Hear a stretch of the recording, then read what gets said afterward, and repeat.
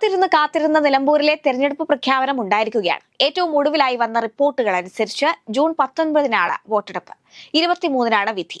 CPM-നോടും മുഖ്യമന്ത്രി പിണറായി വിജയനോടും പോർവിളി നടത്തിയാണ് അൻവർ മലപ്പുറം MLA സ്ഥാനം രാജിവെച്ചത്. UDF-നെതിരെ വലിയ വിമർശനങ്ങൾ ഉയർത്തിയ രാഹുൽ ഗാന്ധിക്കെതിരെ അടക്കം അപകീർത്തി പരാമർശങ്ങൾ നടത്തിയ അൻവറുമായി സഹകരിക്കണോ എന്ന കാര്യത്തിലടക്കം കോൺഗ്രസിൽ രണ്ടഭിപ്രായമുണ്ടായിരുന്നു.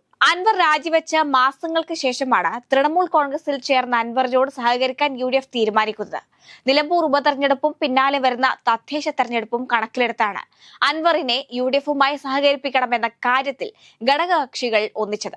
അതിനിടെ നിലമ്പൂരിൽ ആര്യാടൻ ഷൗക്കത്തിനെ സ്ഥാനാർത്ഥിയാക്കരുതെന്നും VS ജോയിയെ മത്സരിപ്പിക്കണമെന്നും അൻവർ ഒരു ഘട്ടത്തിൽ തുറന്നടിച്ചതും കോൺഗ്രസിനെ പ്രതിസന്ധിയിലാക്കിയിരുന്നു. ഇനി നടക്കാനുള്ളത് സ്ഥാനാർത്ഥി പ്രഖ്യാപനങ്ങളാണ്.